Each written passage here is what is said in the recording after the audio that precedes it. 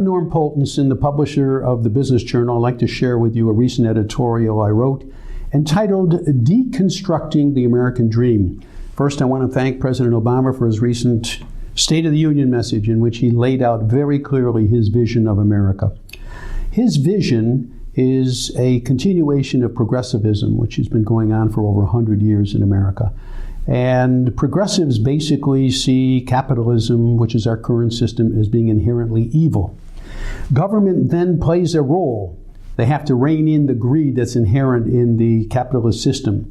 And they do it by regulating the economy and our lives. Government has to be the protector of the citizens. It's what Franklin Roosevelt called freedom from want.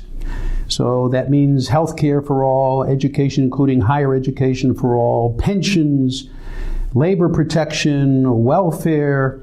And how do we run this system? Well, we run it with technocrats who then work with bureaucrats.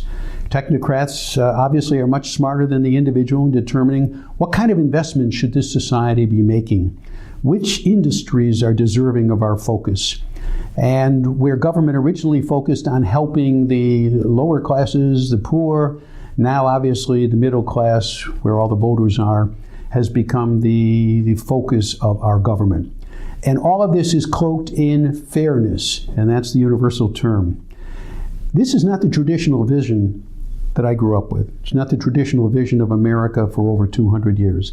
And I think Mitch Daniels, in his rebuttal after the President's State of the Union, talks very clearly about the focus on individuals as being our main societal focus.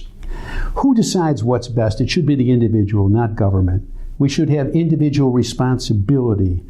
We need to talk about pro-growth, a term the President rarely uses.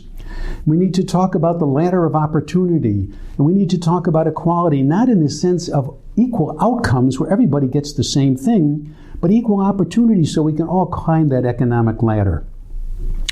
And also, Mitch Daniels talked about the role of religion, family, civic groups, and how important they were in binding our society together. And finally, he talked about the reward that goes along with risk.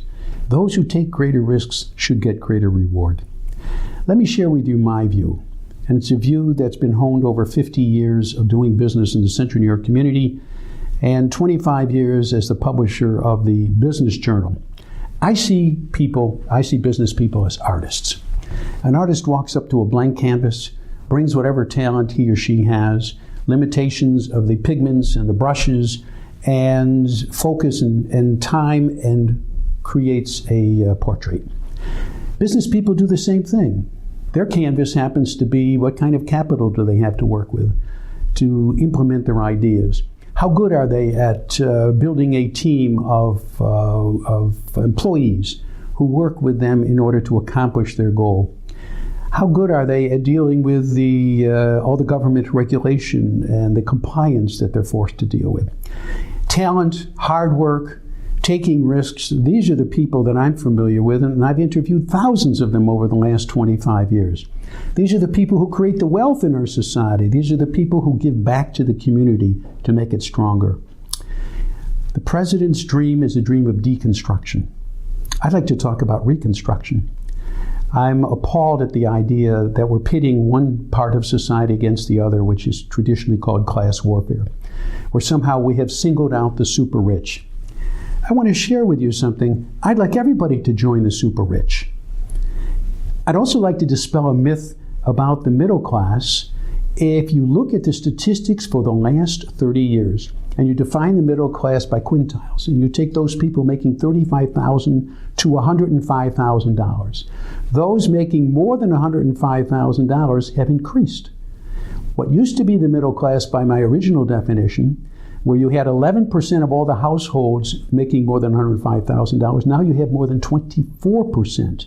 In the last 30 years, that means we've more than doubled the number of people who are going into the richer category. This is what society should do. And therefore, I cast my vote for capitalism. I cast my vote for the marketplace, which should pick winners and losers and not the government. I hope you'll cast your vote for capitalism as well.